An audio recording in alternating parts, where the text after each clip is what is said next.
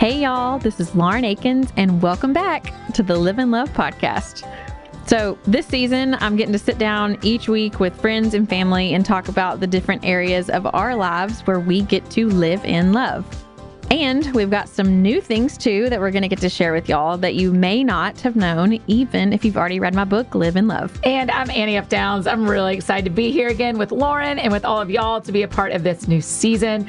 It's such a great show. Listen, if you haven't subscribed yet, go ahead and do that today. All of season 1 is up there, and the first 2 episodes of season 2 about living in love in college with Lauren's college friends and living in love and commitment with her husband, Thomas Rhett, are available for you. And if you get a chance to rate and review and share this show, that means so much and helps it get in front of a lot of ears of people who we think will love this show. And if you haven't gotten your copy yet of Lauren's New York Times bestseller, Live in Love, it's time for you to do that. Go pick it up wherever you love to buy books, your favorite local bookstore or online. Okay, Lauren, so today we are talking about living in love in extended family. So who's joining us? I think this one's going to be so cool. I think people are really going to love this dynamic. Today, I'm having my mother-in-law, Paige Lankford, come and sit down and hang with us and talk about what it's like to live in love in extended family. Okay, y'all, so before we really get into it, I want to talk to you about one of our favorite partners, Cru. As you've probably figured out, reading the Bible is so important to me and my family, and so much of what living in love looks like for me and my family is because of what we've read and learned from the Bible. But imagine for a second that you couldn't get a Bible. You couldn't easily pick one up from your local bookstore or even hop on Amazon to order one. Or imagine you couldn't even afford one. Well, take it a step further. Imagine you aren't even allowed to have one. It's easy to forget that there are so many people all over the world who simply can't just get a Bible. And that's why we are so thrilled to partner with Cru. Cru is one of the largest evangelical organizations with over 25,000 missionaries in almost every country. Cru is giving Bibles around the world to people in their own heart language and sharing the hope of Jesus. But here's where they need your help. So for only $21 a month, you can provide 3 people with Bibles each and every month. When you sign up to provide 3 Bibles with a monthly gift of $21, as a thank you, Cru will provide meals to 5 hungry families through their humanitarian aid ministry, and you'll receive a copy of my book, Live in Love. Simply text LIVE to 71326 to help today. Imagine just how much this gift could really change someone's life. So text LIVE to 71326. That's LIVE to 71326 to help now, or you can visit give.cru.org/live. Okay, Lauren, so we even sat down and you said you were scared of Paige's voice. I was. She's like the sweetest woman in the world. She is, and she's little. I mean, it's not like you don't look at her and go, whoa, she's intimidating. Whoa, she's intimidating, right. But her voice was always so teachery. I mean, yeah. Teachers just have a very... you have to control a classroom. And she had that voice growing up. And every time I'd come in her house, I remember a couple times, she would be yelling something to Casey up the stairs, be like, Casey, can you da-da-da? And it was something like, did you find the shirt you were looking for? Yeah. Something totally non-threatening. And always I would be like, oh gosh, there's just what she said. And I would look at Thomas Rhett and be like, is she angry when she's asking you some of this stuff? Or is she just really loud all the time? And he was like, no, it's just, she's got a very controlling, she can control that kindergarten classroom. Yeah. With that voice. I don't ever think of it anymore now. Yeah. I don't notice that. I don't know why it was. Maybe because my mom does not have a controlling. Sweet. She cannot control a kindergarten room. No, she subbed for me one time. And oh, yeah. She was like, please don't ever ask me to do that again. And I told her, I said, Lisa, do not let them continue asking you questions. You got to shut it down. Right. You got to keep it going. She called me afterwards and she was like, don't ever ask me to do that again. I just can't do that. Paige, do you remember meeting Lauren? Oh, gosh, I'm trying to think of the first time we met. I mean, we went to church together. Okay. So I remember meeting Lisa for the first time for sure, because we were in the stairwell at Madison Church of Christ. Oh, my gosh. And I just remember thinking, goodness, she's gorgeous. Mm-hmm. wow, kind of like Steve. And and then we knew who each other were, but I don't remember the exact day that we met or anything like that. I feel like we've just always kind of been around each other. Yeah, because the kids were little then, probably, I don't know, 3rd grade or something. Oh, wow. And then Tom Shrett and Lauren didn't start dating until 9th grade. Yeah. What do you remember about when you first went into their lives? Other than how loud I was? Yeah, other than the volume. It was intimidating. Paige did intimidate me. She doesn't in the most respectful way ever. She's not intimidating to me at all. Yeah. But for whatever reason, when I was younger, it was your teacher voice. It had to have been. Well, and that's funny you say that because a lot of Thomas Rhett's friends have said that to me as grown-ups. They're like, oh, when I came to your house, I knew I was going to do what I was supposed to do. And I was like, You're don't. Great. Yeah, I don't mince words. I'm very blunt and to the point. Yeah. And, and I guess that's probably what it is. But I'm really not intimidating. Yeah. That has not been my experience either. Not in the least. I mean, she's like probably the most approachable human that I know. I mean, I can literally come to her with anything and I'm not fearful of like the response that I get. But I don't know. You did scare me when I was young. So when you were thinking about this episode particularly, why did you want Paige to be on it with us? I thought that this would be such a cool dynamic to have me and Paige's relationship talked about, because you see there's so many relationships that have been recorded over both of these seasons. One that's not really talked about. We talk about our family a lot, but like one that's not been focused in on is like the in-law relationship. Yeah. And for a lot of people, that's a really hard relationship to navigate both ways. Yeah. You could even get a whole separate episode about Thomas Rhett talking about his in-laws, I just think it's so many people have those relationships and some of them go really well and some of them are really hard. Some of them don't go well. And I get a lot of questions about it. Like, how do y'all make this work? Like, why does it work well for y'all? Why do y'all enjoy each other so much? How did you get there? I want to be there. I thought it was a really cool dynamic and something that's super easy to talk about and enjoyable for me. Thank goodness. But I thought it'd be fun. Paige, tell a little bit of your story, what you want to, of family. Okay. And because I would love for people to know, people who see that there's a lot of grown-ups around. Yeah. Well, my story goes back a long time ago, and where I kind of learned to be a mother-in-law was from my mother-in-law, Rhett's mom. Me and Rhett got married when we were 19. We were babies. I got pregnant before I got married. So we were high school sweethearts, and then, we're in college for a year, and then we come home for the summer. I get pregnant, we get married. That's the backstory.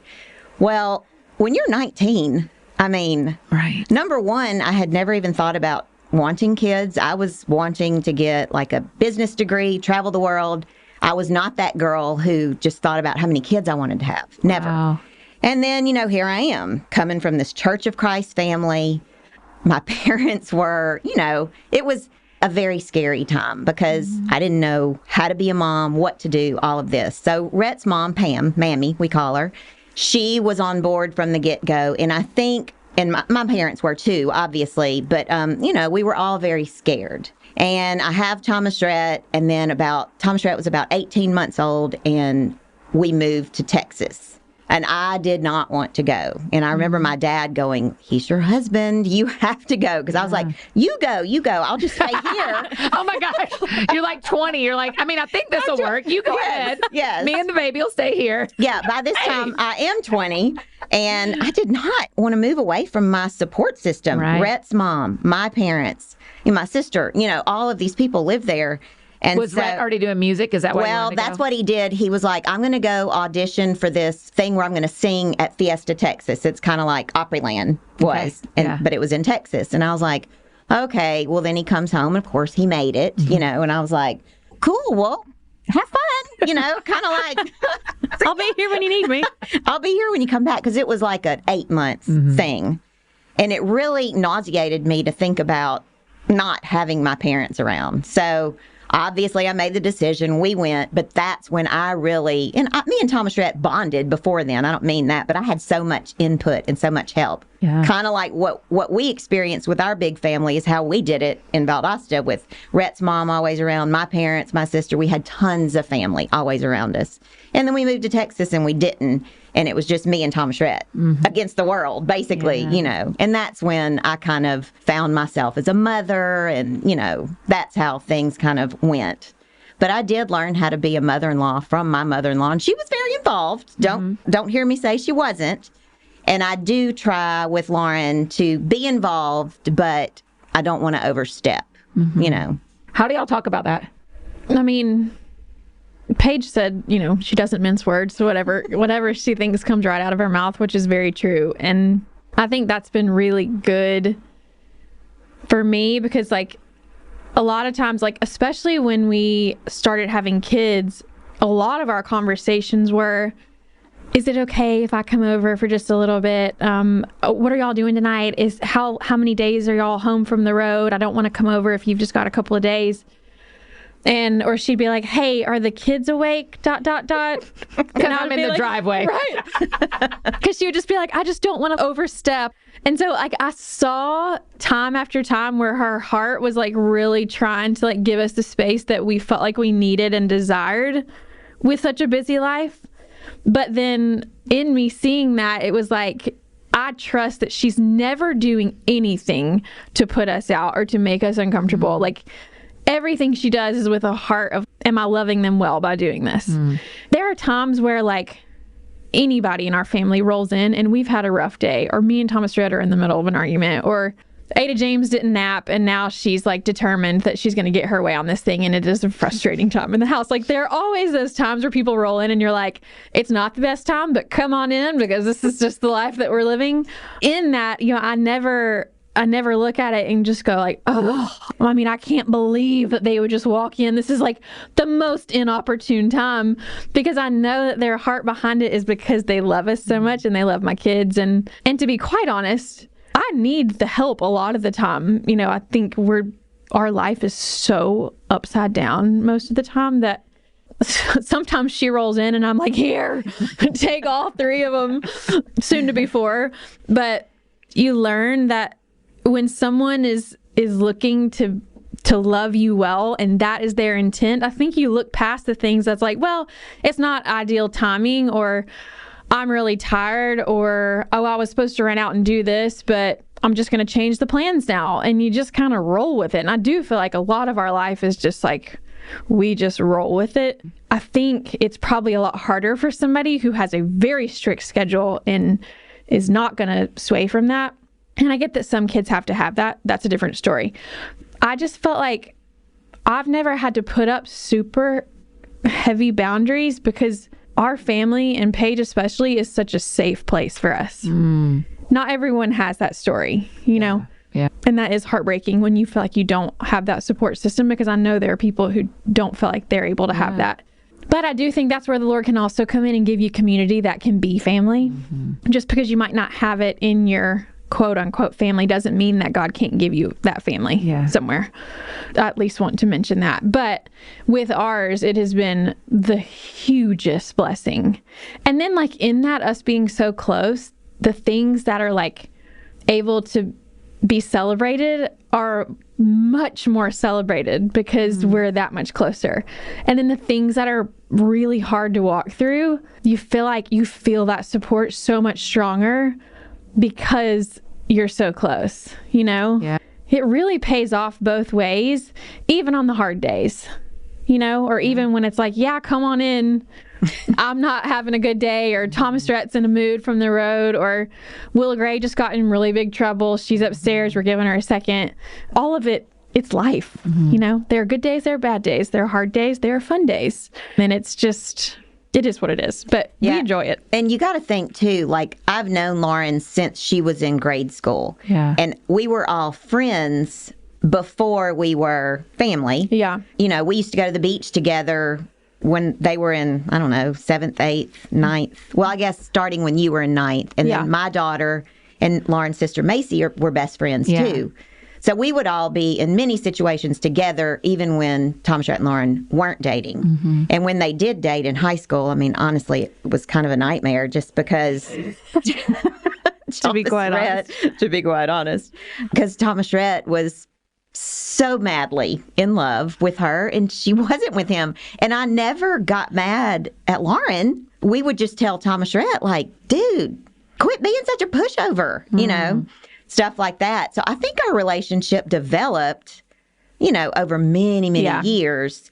And then, you know, they both dated amazing people through college and high school, and then found their way back together. And from the moment that they did, I mean, you write about this in your book, but it was like, well, they're getting married. You know, we just knew it. And having already had the relationship with you, it never, you know, there was the moment of my baby is getting married, and I am no longer going to be the woman in his life, because we are close, but we were very close. And then as a mother of a son, and I got to do it one more time, to give that, because you know what God wants. He wants the husband and the wife to be together, make their decisions together. And the mom is not really involved in all that. Right.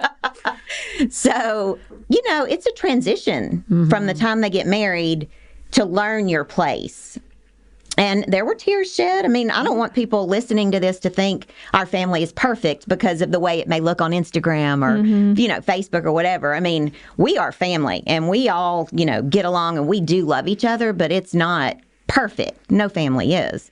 It wouldn't be family if it was, you know. Over the years, it took me about a year to kind of give him to Lauren in my brain and in my heart. Wow. A year after they were married? Yeah. Yeah, I struggled through that first year. Just, you know, it's almost like you have to figure out a different relationship with your child, who you have always been the one that they came to for everything. And then you know how it's supposed to be. This is how God wants it to be. But in your heart to do that, and I've been trying to prepare Lisa for this with Grayson, it's different with a boy than it is with a girl. Really? Because, you know, Casey, my daughter, we are the mom and daughter. And I think me and Lauren have as good of a relationship as you can have, but she's not my daughter. You know, I can say whatever I want to say to Lauren, but I do try to protect my words a little bit as much as I'm capable of doing. You know, like whereas with Casey, I would not. Yes. I would just say whatever I wanted to say. And I've had to change how I talk to Thomas Rhett. And we had a period of time where I would just, you know, cry a lot because he was gone all the time. When he was home, he had a wife and kids, and I didn't feel important anymore. And I remember going to y'all's house. Well, I think I texted him, said, I need to talk to you. And he said, okay, come on. And he was in the closet. That's the only time I could find him, was when he was in the closet packing.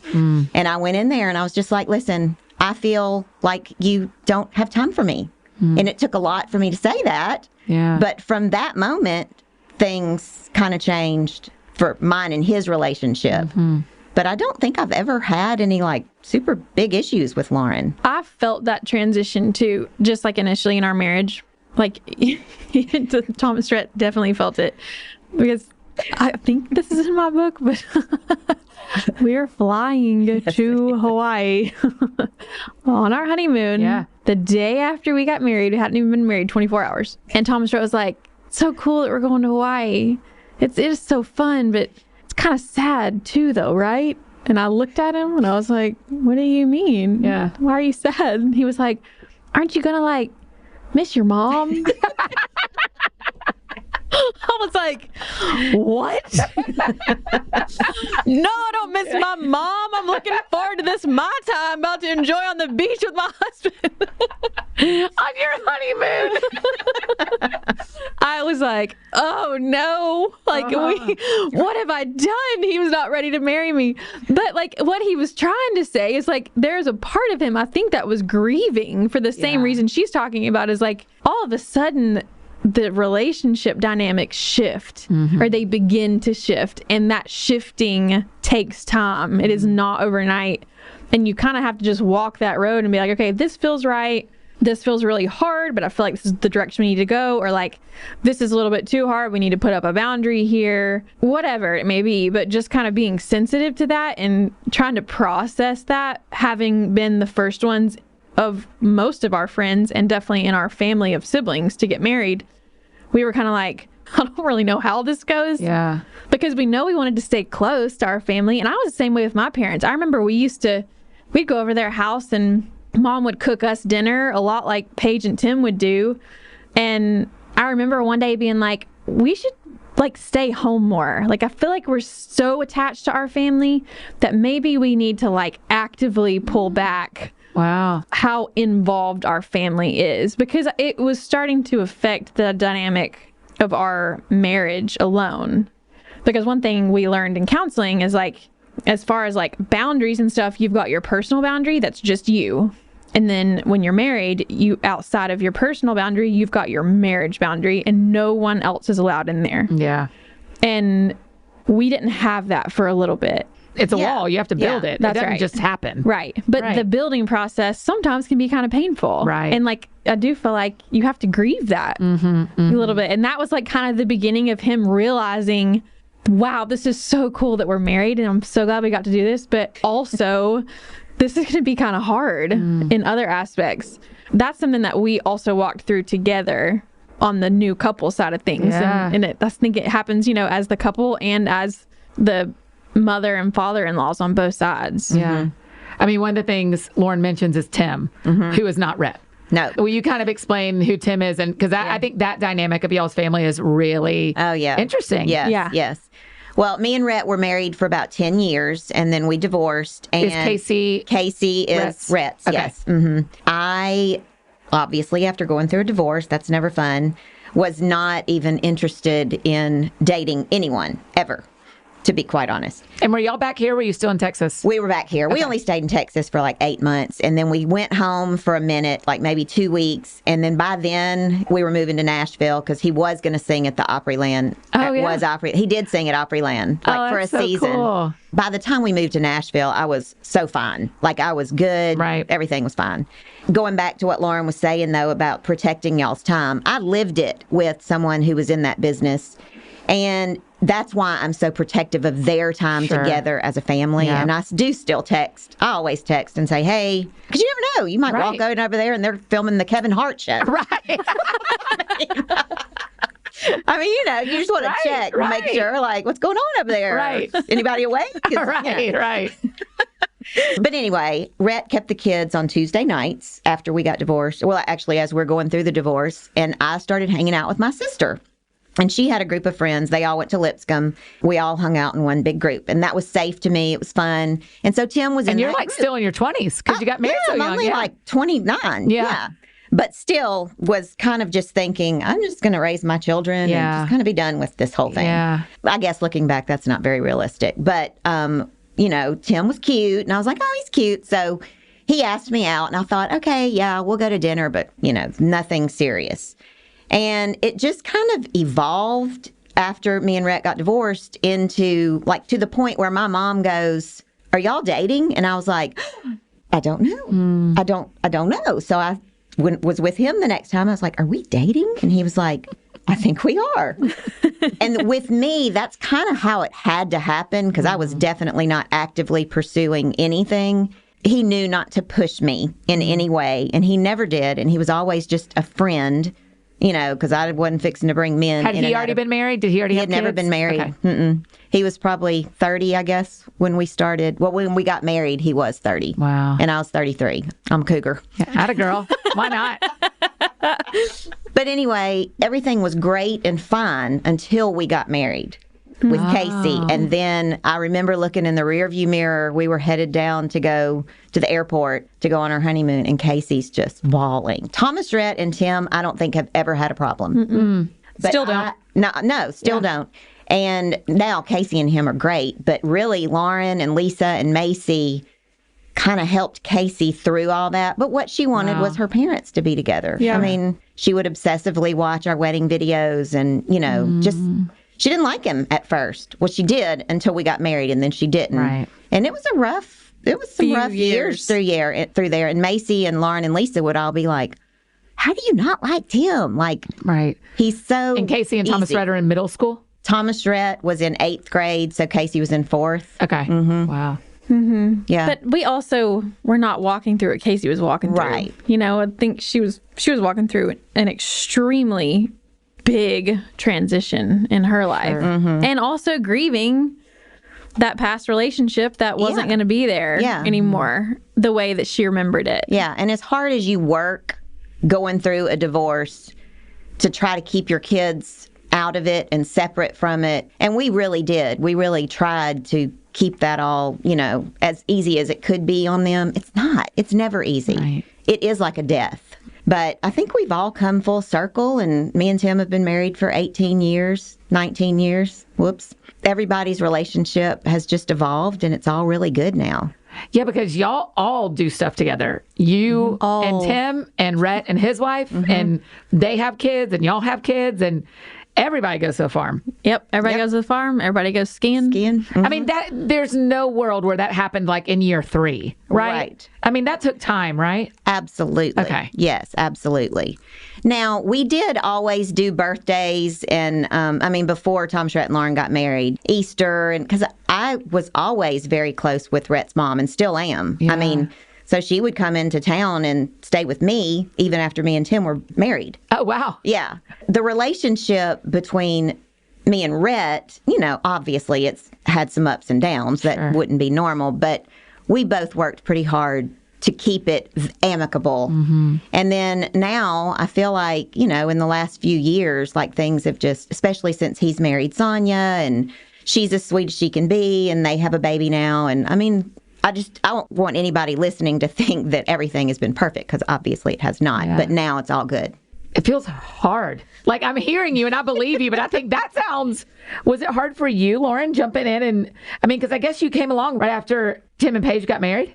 I remember when y'all got married. Yeah. I think I already had Tyler by the time you and Thomas Rhett were dating, because we would sit at church and he would go under the pew and pop his head up from somewhere and be like, I got him, Yeah. I feel like I was pregnant when Casey and Macy started hanging out a ton. Yeah. Oh, but our cruise that we went on, he was 8 months old and we didn't take him. And that's really when we all started hanging out so much. Okay.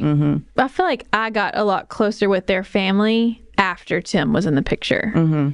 Tim hasn't been on this podcast, but he probably should at some point. Because I love him so much. I think he's so funny. Not one person can say that they don't like Tim Lankford. I 100%, I believe it. He is a gift to everyone who knows him. But you see that from the moment you meet him. And so as hard as that was for him to come into Casey's life and not take the place of Rhett, but just be in addition to, like, hey, I'm here to love you and help take care of you and be your friend. That was hard for her to learn. And so I think watching that was hard for me, for her, because I could see how much her heart hurt.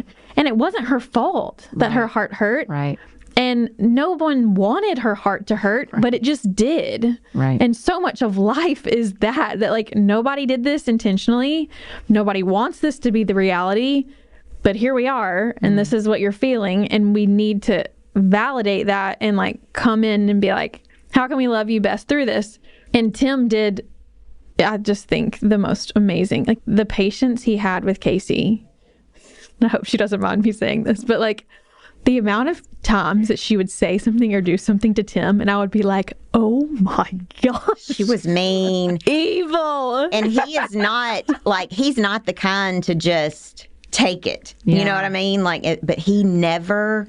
We just had a thing where I was going to be doing the main disciplining for my kids, when we first of all, he didn't know how. He'd never had kids. Right. And he was always there, and he was always behind me when I was disciplining, but he wasn't the one saying the words to her, or to Thomas Rhett. We had lots of prayer, lots of tears, lots of me and Tim over Casey, and then it finally, I think she was 17. And I went out of town, stressed to go out of town, but I went on a girls' beach trip, and the stars aligned, and God sent them to dinner, and they just kind of hashed it out. Wow. And then from that moment, things were just really good. But it was a good 5 years of maybe longer than that. But yeah, lots of tears and prayer went into that. I think people need to hear that, because 5 years, you can go, it was 5 years. But like when you are on year 3, it does not feel like one day you're going to say the sentence, well, for 5 years, it was pretty hard. You're like, are we ever getting out of this? Yes. Yeah. And I remember thinking, if that was me, I would have left. I could not deal with this. There were moments that it was that bad. And his job was not going well. I mean, it was a dark period through there. When you go through a period like that, all it does is make you stronger, you know? And so when you come out of it, it's like, whew, that's when you learn, is when you go through that sort of thing. Right. It's so true. Hey y'all, just going to take a quick break from my conversation to tell you about America's #1 meal kit and today's sponsor, HelloFresh. Fall can be such a busy season for so many of us, but HelloFresh recipes save you time you'd otherwise spend meal planning, shopping, and shopping, so you can get back to what matters most. With HelloFresh, you get fresh, pre-measured ingredients and mouth-watering seasonal recipes delivered right to your door. Skip trips to the grocery store and count on HelloFresh to make home cooking easy, fun, and affordable. And that's why it's America's #1 meal kit. They offer the flexibility you need to easily customize your order on the app within minutes. Easily change your delivery day, your food preferences, and your plan size, or you can skip a week whenever you need to. HelloFresh offers 50 menu and market items to choose from every single week. From vegetarian meals to calorie-smart choices, to extra special gourmet options, there really is something for everybody to enjoy, with recipes designed and tested by professional chefs and nutritional experts to ensure deliciousness and simplicity. In our family, my girls love to help me cook, and I love letting them help me cook because I know that everything is already pre-measured. I never have to worry about them adding too much or too little, and that our supper will always still taste amazing. And right now, we're getting to try out all the new delicious fall recipes like pumpkin cinnamon rolls, yum, and Friendsgiving ready sides, as well as fresh, high-quality ingredients that travel from the farm to your front door in less than a week. And we love a company that gives back, and HelloFresh has already donated over 4 million meals to charity in 2020. And now they're stepping up food donations to local communities amid the food insecurity crisis and pandemic. And now you too can enjoy more time with the family and less time planning. Just go to HelloFresh.com/liveinlove14, as in the number 14, and use the promo code liveinlove14 for 14 free meals, including free shipping. That's 14 free meals and free shipping just by visiting HelloFresh.com/liveinlove14. Again, that's the number 14, and using the promo code liveinlove14. Now back to the show. Paige, tell me some things that Lauren has done to help the mother-in-law, daughter-in-law relationship. I would say, goodness, probably the biggest thing is when she asked me to come in the room when Ada James was born. Because, you know, as a mother-in-law, that's not typical, I would say. Yeah, I mean, no. I've seen her in all her glory. Yeah. And it was glorious. It was glorious. But that, and she asked Casey to come in too. I mean, that, when you include someone in that part of your life, like, to me, that's the ultimate. And even before then, I mean, Lauren, she's obviously the sweetest, but she has never made me feel like an outsider, you know? And I think a lot of times that's the problem with the mother-in-law and the daughter-in-law, is because it's like both of them are going, this is my boy. Right. On both sides. And that creates all that tension. But she never did that. And, you know, as I worked through my stuff of giving Thomas Rhett to Lauren, it just all got really good. I remember our first year being married, though, and the Christmas thing. Our first year being married, you mean the two of them? Or do you mean you and Tim? No, I mean them. Or do you mean you and Lauren? Our first year. Me and Paige's first year together. First year together. The first year of them being married, Got it. But us being a part of that too. You know, Christmas is always the thing. Okay. It's like, where are they going to go? What's And gonna if you know happen? the Gregories, Christmas is like unlike any other holiday or event you've ever experienced. Yes. But I remember feeling tension around that. And then I can't even remember now what actually happened, but that was the year that they spent the night at our house. On Christmas Eve. Christmas Eve. Yeah. And I'd never spent the night away from my parents' house. Also, I've never lived in another house in my entire life. Like, I came home from the hospital to the house that my parents are still in now, today, by the way. Wow. But all of my 22 Christmases had been spent in that home. Yes. So to me, I was kind of like, well, maybe we should just do it at my house. Because, like, you've spent it a bunch of different places. Like, maybe let's just be easy on me and we'll just do it at my parents' house, which is obviously underlyingly extremely selfish. Like that I wanted to have the Christmas that I was used to. And then it was like putting myself in his shoes. Well, he probably feels the same way about, maybe he's not in the same house every year, but he's with his family every year, whatever that looks like. And the hard part is the things that might be more enjoyable for you, laying those things down for the people that you love. And for me, I know that sounds ridiculous, but Christmas really is like probably one of the biggest moments in my life every year. And Halloween. And Halloween, just celebrating in general, but Christmas is like the pinnacle, Okay. And especially with our family and how close we are. And so that was hands down the hardest sacrificial thing that I did. Yeah. Like I could have swung it and been like, I just think it'd be easier if we just do it here this year and then next year we'll switch it up totally. I will never forget writing a letter to Santa with Tyler, building a gingerbread house with Tyler the night before. Like we had sweet moments. Yeah. But it was very different for me. And also that's where I kind of started grieving those Christmas memories of like, okay, it's not going to be the same anymore. And that's okay. I do think it is also, you a lot of times look to the older person in the relationship to lead. And I don't think there's anything wrong with that. But I also think there's responsibility on the younger generation as well to like, yeah, you might be the younger one, but sometimes you have to do the things that you might not want to do or might not be super easy for you to do. And once I did that and did it successfully and we had a really sweet Christmas Eve and Christmas morning, it was like everything else just kind of fell into place for me at that point. Like I now have this new family that is also my family that are, at that time, our future kids will be in this family. Yeah. As best you can, as quickly as you can, just welcoming that and whatever that looks like, even though it might be not exactly the way you pictured it initially, or maybe you would rather be in your bed that you've woken up to every Christmas morning, but maybe that's not what he wants. Maybe his parents would really love to have him there for his first Christmas. You know what I mean? Right. Like everybody has those wants and desires. So I think you really have to pick and choose. For sure, sometimes choose yourself, your family, but also you've got to also give up those desires and be like, you know what? I want to do this. Let's do this with your family this year. Let's do this.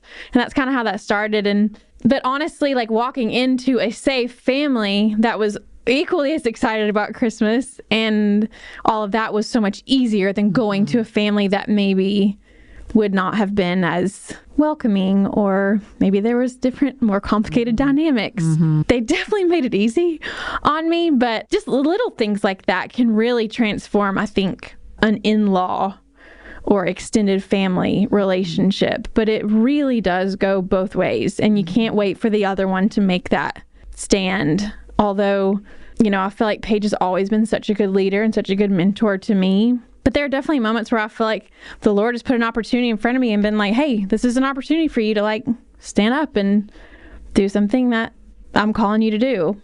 And I think you have to listen to those. I grew up with both my grandparents at every holiday, both sets. And I didn't realize until I was like in college, like, oh, that's both sets of in-laws. Somehow our family had figured out that everybody could just coexist. Yeah. I didn't realize how rare the experiences are that we've had. Yeah. That y'all have had and that I've had. Yeah. I just didn't know.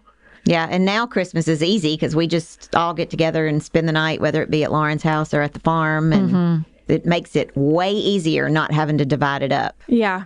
Does it feel real different with grandkids and without grandkids? Like, did that change y'all's dynamic? We were kind of already doing life together, but, it just made it more fun. Yeah, sure. And just richer. I mean, there's never a dull moment. Never a quiet moment. But listen, they're building you a kindergarten class. They're just getting all of them in line. You can just come over and use your volume and help Lauren keep them right. I have to practice my volume again. That's right. That's exactly right. Hey, y'all. So we will get right back to our conversation, I promise. but I just couldn't wait to talk to you all about our amazing sponsor, Modern Fertility. So, did you know that OBGYNs actually recommend starting prenatal vitamins at least 1 month before conception? The thing is, you can't always predict exactly when getting pregnant might happen. So that's why Modern Fertility designed their prenatal multivitamin to help you build up your body's levels of key nutrients earlier and help you continue to meet increased nutrient demands all the way through lactation. Modern Fertility's prenatal multivitamin is packed with 12 essential nutrients recommended by OBGYNs to support your body before, during, and after pregnancy, so it covers whatever season of life you're in.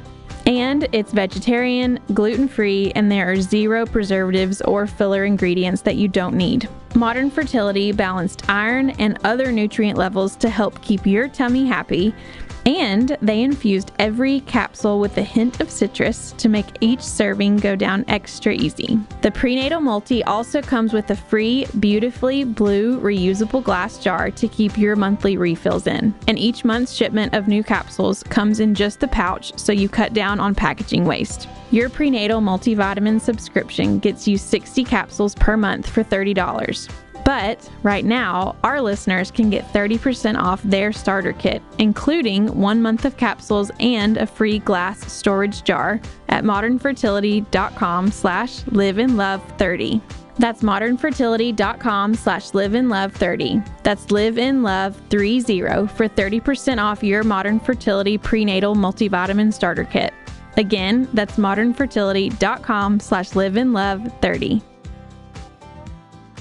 What has Paige done to be a good mother-in-law for you? She really, from day one, I feel like also with that same, like, just welcoming mentality. Like, first of all, I feel like Thomas Rhett's going to shake his head when he hears me say this, but he's always like, oh, of course, Mom's going to take your side. But I do feel like her and I have very similar mindsets when it comes to a lot of things, so that does help make it easier. But she's always supported me, and she doesn't like come into the middle of our arguments. I don't mean that, but I think within our marriage, she supports me in just being a woman also married. You know, I think she leads me well in that, but she also now leads me well as a mom. Like, I can't remember, but I called you one time about something before I called my mom about a parenting question. I can't remember what it was. I wish I did. But it was because she had been vulnerable in telling me honest parts of her story as a mom. Mm-hmm. And for whatever reason, whatever I was going through, it made me go, I think Paige has been through this. Wow. And as a mother-in-law, she is that safe place for me to go like, okay, yeah, this woman isn't my mom, but like she is a mother, and she is a mother who loves me and wants what's best for me. And so she's just always made it so easy to come to her for things, especially like when I do need help with kids or advice, or even in marriage. You know, I've come to her with marriage stuff that's, you know, there really is no boundary as to what I feel like I can bring to her, and she'll try to love me the best through that she can. I'm not a mother-in-law, obviously, but when I am, I hope that I'm able to look at my kids' spouses the way that Paige has done that for me, and like look at that person as, this is my child's favorite human, and this is who they love. And whether or not they're easy to love, like choosing to love them no matter what. And also that they're figuring this life out too, and they might be 25 steps behind me, but I was there one day. And I think a lot of times she does put herself back in the position that she sees me in now when she was walking through that. And there's so much grace. And there's a lot of patience. And there's honesty too. You know, there are things that she'll say like, I probably shouldn't be telling you this, but if it were me, I feel like this is what I did, or this is what I did wrong, or this is what I feel like worked really well. But then also as the daughter-in-law, like being respectful of even the things that might be like kind of hard to hear, respecting that like you would your parents. Yeah. And I think just as much as you can, making it like I think she does look at me and she's like, if this were Casey, how would I counsel Casey through this? How would I love Casey through this? And I think she does a really good job at that. But then over time, it just starts to feel natural. Like, you know, maybe initially we had to go, how do we navigate this? And now it just like falls into place. But I think it's because both of us have really worked at wanting it to be a good relationship and wanting it to be better and wanting each other to know that we love and support each other no matter what. That was going to be my question to you, Paige, is as she's talking, you can answer this honestly if you'd like to. She's saying, Paige and I agree on so many things and our mindset are the same. Is that true? Or is that you loving Lauren really well and stepping into her thinking? Yeah, well, you got to think, too, when me and Rhett were married, he was a singer. Right. So I have kind of lived the same thing that Lauren is living right now on a completely different, you know, everything's different. And I didn't really want Thomas Rhett to be a singer because it was a lifestyle that took you away from your kids, took you away from your home. It's just a hard place to be for the wife of an entertainer which I mean, people's husbands travel. I don't mean that. But people's husbands aren't traveling and being in front of millions of people where they're screaming for him and, you know, like hooting and hollering. And then they come home. And I'm sure you don't hoot and holler when Thomas Rhett walks across the living room. I mean, you know what I'm saying? Like, What she's saying is a rude awakening when Thomas Rhett walks through our front door. I'm like, hey, honey, here's the dishes and here's your third kid. I'm going to go take a shower. Here's your third kid. But having lived it, I know what it's like to not be the one in the spotlight, you know, because the wife would kind of get pushed aside a little bit, you know. And I think coming from that place, knowing what that feels like, and honestly, Thomas Rhett, that, you know, we do have a very open family. We talk about our fights with each other, and you know, I don't know if we should do that or not. But I do typically agree with Lauren because usually he's probably the one that did something wrong. But as a mother, I've never been that mom that has said, oh, my kid would never. I would, no. The first time you say that is the time that your kid is the one doing the thing that's wrong. Right. So I've never been that girl. And, you know, I just listen to it honestly and give my input. And most of the time I have agreed with Lauren. Yeah. You know. So we do have similar mindsets. Yeah. Which helps, you know, in a relationship. Yeah, it definitely does. So as you're saying all of that, I'm going to ask the question that I ask at the end of every episode. What does it look like for you to live in love every day, every year, every moment in extended family? I think that when I think about living in love, I definitely do think of family. And I consider our extended family just straight up family. Beautiful. You know, and just loving each other well and getting together and praying and just living a life that is together. Like, I can't imagine going more than 3 days without seeing all of them. And we text pretty much every day, but I can't imagine going 3 days without laying my eyes on somebody in their family. And I mean, I just think that's how, you know, to live in love is you have to be involved. You have to be present. It's good. What would you say that, Lauren? What does it look like for you to live in love with extended family? I mean, ditto everything Paige just said, but also I think adding in that layer of grace has been huge for extended family. I wouldn't even necessarily say with Paige, but just extended family in general when things don't go the way you think they should, or people aren't doing things the way that you would do them. You know, I think it's easy to love them well when it's easy and when you're having fun. And there are definitely those moments. But I think the moments that's hard to stick with it and to stay involved is where you kind of go, okay, I know there have been moments where they've had to extend grace to me. And I would hope they would continue to extend grace to me when I fall short. And so you just keep extending that grace. And hopefully it is a family, an extended family that is a safe place and does want what's best for you. And so then you just assume what's best for them and hope that they'll receive that in the way that you meant it. And I will add, we have so much fun. You all always play together with extended family. Like, do the fun things, because the laughter, I think, is what really helps the relationships to get closer, easier, and faster. And then when you hit those hard moments, those valleys, that closeness from that laughter is really what helps to pull you through. Yeah. This was beautiful. Thank you for doing this, Paige. I think this Thanks is for going to having help me. so many people. Yeah. It's awesome. This was fun. Hey, y'all. Just a quick reminder, don't forget to partner with our friends at Crew. For only $21 a month, you can provide 3 people with Bibles each and every month. When you sign up to provide 3 Bibles with a monthly gift of $21, as a thank you, Crew will provide meals to 5 hungry families through their humanitarian aid ministry, and you'll receive a copy of my book, Live in Love. Simply text LIVE to 71326 to help today. Imagine just how much this gift could really change someone's life. So text LIVE to 71326. That's LIVE to 71326 to help now. Or you can visit give.crew.org/live. Thank y'all so much for listening. I have loved getting to share these conversations with you.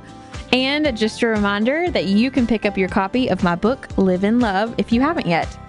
I really hope you'll join us for our next episode of the Live in Love podcast, where we will be talking about what it means to live in love in friendship.